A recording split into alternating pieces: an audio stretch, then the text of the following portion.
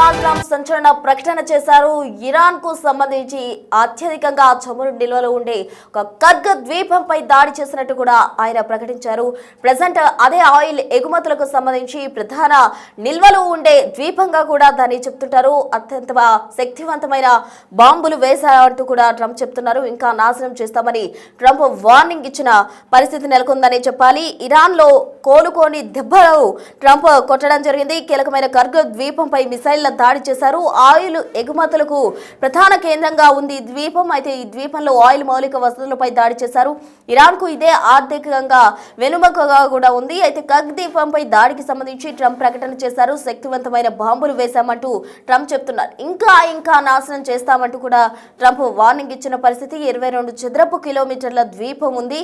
Iran నుంచి 28 కిలోమీటర్ల దూరంలో ఈ ద్వీపం ఉంటుంది. ఇరాన్ కు ఆర్థికంగా వెన్నెముకగా ఈ ద్వీపం ఉంటుంది. ఈ ద్వీపం నుంచి ఎక్కువగా ఆయిల్ ఎగుమతులు అవుతూ ఉంటాయి. 90% ఆయిల్ ప్రాసెసింగ్ కూడా ఇక్కడే జరుగుతూ ఉంటుంది. ఈ ద్వీపం నుంచి ఏటా 950 మిలియన్ బ్యారెళ్ల చమురు ఎగుమతులు అవుతుంటుంది. అయితే మొత్తంగా అమెరికా అధ్యక్షుడు డొనాల్డ్ ట్రంప్ ఏదైతే ప్రకటన చేశారో దాన్ని పరిశీలిస్తే కనుక ఇరాన్ ఆర్థిక వ్యవస్థకు వెన్నెముక వంటి కర్గ్ ఐలాండ్ పై అమెరికా దళాలు అత్యంత శక్తివంతమైన బాంబు దాడులు జరిపినట్టు కూడా ఆయన వెల్లడించారు. ఈ దాడిలో ఐలాండ్లోని ప్రతి సైనిక లక్ష్యాన్ని పూర్తిగా తుడిచిపెట్టామని ట్రంప్ ప్రకటించారు. ఇక కొద్దిసేపటి క్రితం తన ఆదేశాల మేరకు యునైటెడ్ స్టేట్స్ సెంట్రల్ కమాండ్ మధ్యప్రాచ్యంలో చరిత్రలోనే అత్యంత శక్తివంతమైన బాంబు దాడులు నిర్వహించిందని తన సోషల్ మీడియా ట్రూత్ లో ట్రంప్ పోస్ట్ చేశారు.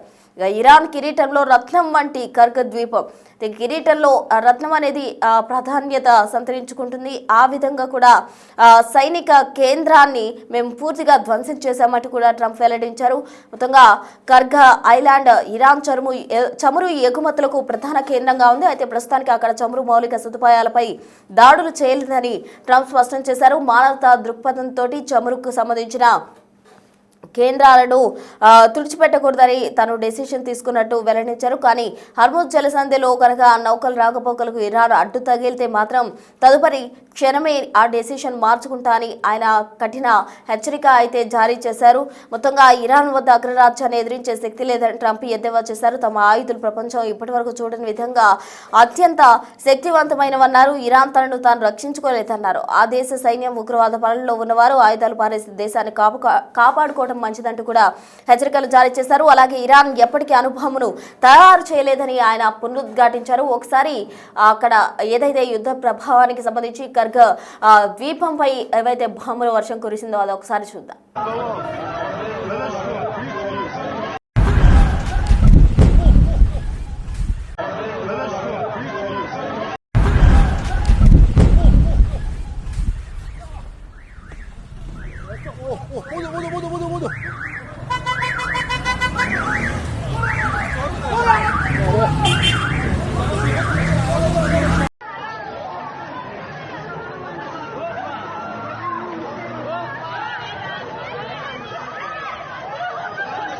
بیمارستان 15 خرداد العالمین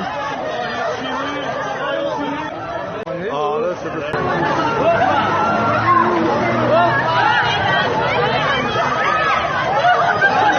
بیمارستان 15 خرداد العالمین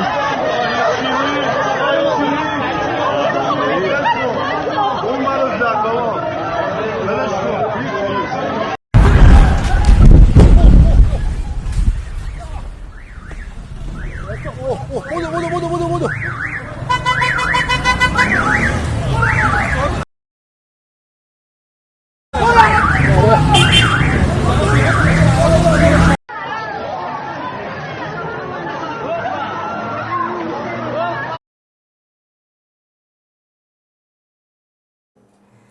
మొత్తంగా ఇరాన్ ను కోలుకోలేని దెబ్బ కొట్టిన ట్రంప్ సంచలన వార్నింగ్ అయితే ఇచ్చారు. ఆయిల్ ద్వీపం మటాష్ చేస్తామంటూ కూడా ఆయన వార్నింగ్ ఇచ్చిన పరిస్థితి. కీలకమైన కర్గ్ ద్వీపంపై మిసైళ్ల దాడి చేశారు. ఇంకా చమురు ఎగుమతులకు కేంద్రంగా ఉన్న ద్వీపంగా ఉంది కాబట్టి కర్గ్ ద్వీపం దానిపై దాడి చేశారు. మొత్తంగా చమురుకు సంబంధించి ఇంకా పూర్తిగా కూడా మానవతా దృక్పథంతో ఆలోచించి దాడి చేయలేదంటూ కూడా ఆయన డెసిషన్ తీసుకున్నట్టు తెలుస్తుంది. అయితే ఆ హర్ముజ్ జలసంధి దగ్గరగా నౌకలను కనుక నిలిపివేస్తే మాత్రం ఖచ్చితంగా మొత్తంగా ద్వీపాన్ని అంతటి కూడా ఆయిల్ చమురు నిల్వలు ఉన్న ప్రాంతం మొత్తం కూడా తుడిచిపెట్టుకునే విధంగా కూడా నాశనం చేస్తామంటూ ఒక కీలకమైన హెచ్చరిక అయితే ఆయన జారీ చేశారు. దీనికి సంబంధించి తాజా అప్డేట్స్ మా ప్రతినిధి శివ అందిస్తారు. శివ, చెప్పండి, మొత్తంగా ఇరాన్ కు తలమానికగా ఏదైతే ద్వీపం ఉందో చమురు నిల్వలన్నీ కూడా అక్కడే ఉంటాయి. అయితే అక్కడంతా ఆ ప్రాంతంలో కూడా ఎక్కువగా ఎగుమతులు జరుగుతూ ఉంటాయి. ఆ రవాణాకు సంబంధించి స్తంభించిపోయే సిచ్యువేషన్ ఉన్న నేపథ్యంలో ట్రంప్ అయితే దానిపై దాడి చేశారు. మరి ప్రజెంట్ అక్కడ తాజా సిచ్యువేషన్ ఏంటి? ఇరాన్ మరి హర్ముజ్ జలసంధి దగ్గర నౌకలను ఎలా చేస్తుందా లేకపోతే ఈ దాడితోటి ఇంకా ఇరాన్ తెగబడే అవకాశం ఉందంటారు? ప్రస్తుతం పశ్చిమాసియా దేశాల యుద్ధం అనేది ప్రపంచవ్యాప్తంగా ప్రభావం చూపిస్తోంది. ఆర్థికంగా కూడా అందరికి ఇబ్బందికర వాతావరణం ఏర్పడుతుంది. అయితే ఇప్పుడు ఇరాన్ ను అమెరికా అధ్యక్షుడు డొనాల్డ్ ట్రంప్ కోలుకోలని దెబ్బకొట్టారు. కీలకమైన కర్గ్ ద్వీపంపై మిసైళ్ల చేత దాడి చేయించారు. ఆయిల్ ఎగుమతులకు ఈ కర్గ్ ద్వీపం అనేది కేంద్రంగా ప్రధానంగా ఒక ఆదాయ వనరుగా కూడా ఇరాన్ కు ఉంటుంది. ఇది ద్వీపంలోని ఆయిల్ మౌలిక వసతులపై దాడి జరిగింది అనేది ప్రధానంగా ట్రంప్ చెప్తున్నారు. కానీ అక్కడ మొత్తం ఆయిల్ వ్యవస్థ అంతా కూడా ఆ కర్గ్ లో ఉన్న ఆయిల్ కి సంబంధించిన వ్యవస్థ అంతా కూడా దెబ్బతింది అనేది కూడా ప్రధానంగా ప్రచారం జరుగుతుంది. అంటే ఇరాన్ కు ఇదే ఆర్థిక వెన్నెముకగా ఉన్న నేపథ్యంలో ట్రంప్ దీన్ని ఎంచుకుని దాడి చేసినట్టు తెలుస్తుంది. అంటే యుద్ధం ప్రారంభమైనప్పటి నుంచి కూడా దానిపై దాడి చేయాలనేది ప్రధానంగా ట్రంప్ భావించారు.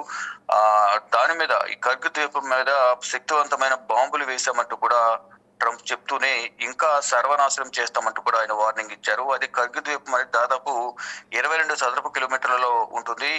ఇరాన్ నుంచి 28 కిలోమీటర్ల దూరంలోనే ఈ ద్వీపం అనేది అతి సమీపంలోనే ఉంటుంది. ఇక ఇరాన్ కు ఆర్థికంగా వెన్నెముకగా ఉన్న ఈ ద్వీపం ఇప్పుడు దాదాపు 90% ఆయిల్ ప్రాసెస్ అనేది అక్కడే జరుగుతుంది.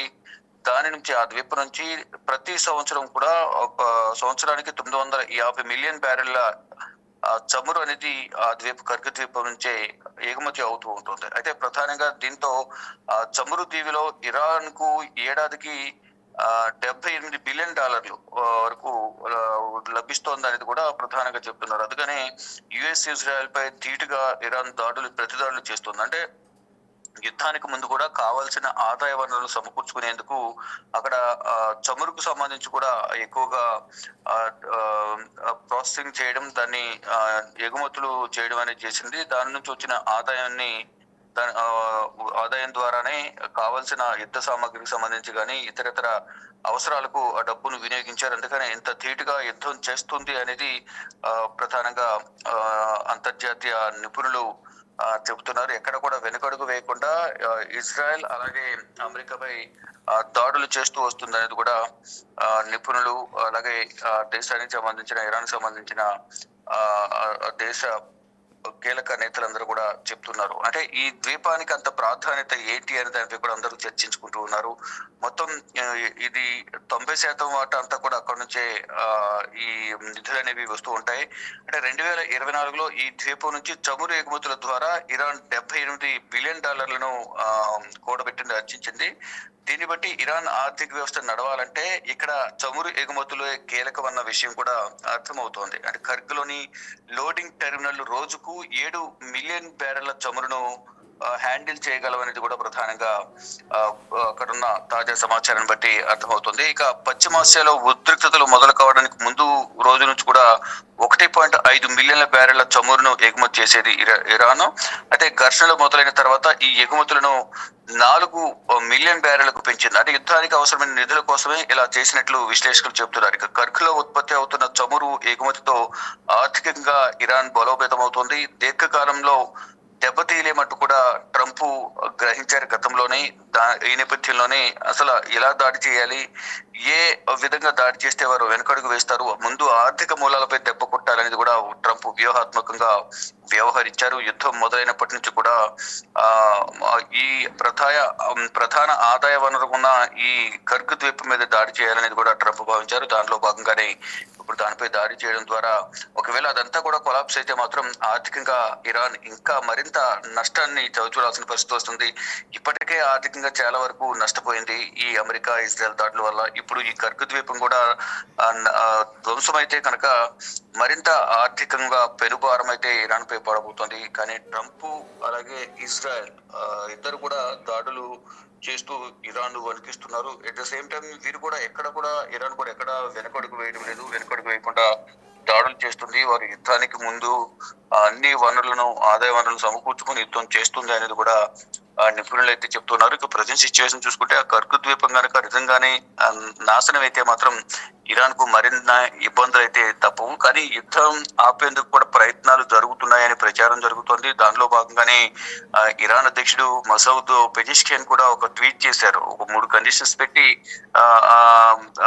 అడిగినప్పటికీ కూడా యుద్ధం ముగించాలంటే మా హక్కులను హరించకూడదు, నష్టపరిహారం చెల్లించాలి, భవిష్యత్తులో దాడులు చేయకూడదు. ఈ 3 కండిషన్స్ పెట్టారు. కానీ ఇప్పటి వరకు ఎటువంటి ప్రతిస్పందన అనేది లేదు. ఇటు ట్రంప్ మాత్రం వాళ్ళు కాలబేరానికి వస్తున్నారు యుద్ధం ఆపడానికి అనేది ట్రంప్ చెప్తున్నారు. ఎటువంటి ఒప్పందాలు ఉండవు, బేషరతుగా లొంగిపోవాల్సింది అనేది ట్రంప్ కండిషన్స్ పెడుతున్నారు. కానీ దానికి ఆ విధంగా ఒప్పుకుంటారా లేదని చూడాల్సి ఉంది. కానీ ఇప్పుడు మాత్రం 28వ తేదీన మొదలైన యుద్ధం అనేది ఇప్పుడు మళ్ళా 15వ రోజుకు చేరుకుంది. 15 రోజు కూడా ప్రతిదాడులతో మాత్రం తీవ్ర ఇబ్బందులు ఎదుర్కొంటున్నారు అక్కడ ఉన్న ప్రజలందరూ కూడా. కానీ ఆర్థిక మూలాలపై దెబ్బ కొట్టుకుంటున్నారు. ప్రతి ఒక్కరు కూడా ఆర్థిక మూలాలపై దెబ్బ కొట్టుకుంటున్నారు. అట్ ద సేమ్ టైం అక్కడున్న సామాన్య ప్రజలు కూడా ప్రాణాలు కోల్పోతున్న పరిస్థితి కనిపిస్తుంది. ప్రజెంట్ సిచ్యువేషన్ చూసుకుంటే కనుక ఇరాన్ కు సంబంధించిన ఈ కర్గు ద్వీపంపై దాడి జరిగింది వాస్తవమే అయితే కనుక ఇరాన్ కూడా అధికారికంగా ప్రకటించాల్సి ఉంది. ఎంతవరకు నష్టం జరిగింది, ట్రంప్ చెప్పేది నిజమా కాదనేది అధికారికంగా ఇరాన్ స్పష్టం చేయాల్సి ఉంటుంది. ఒకవేళ స్పష్టం చేస్తే మాత్రం ఆర్థికంగా చాలా వరకు ఇరాన్ కు నష్టం జరిగినట్లే భావించాల్సి ఉంటుంది. Prasuna. Right Shiva, thank you.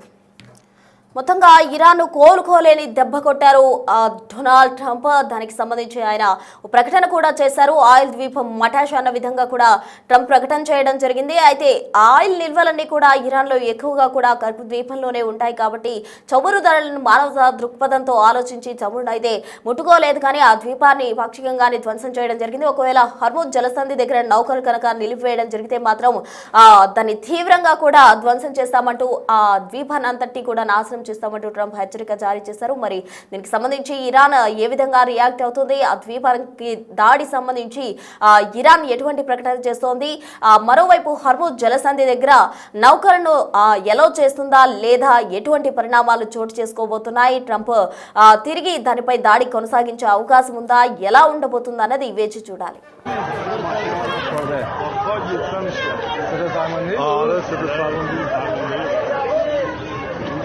شهر روزی 7 سالگی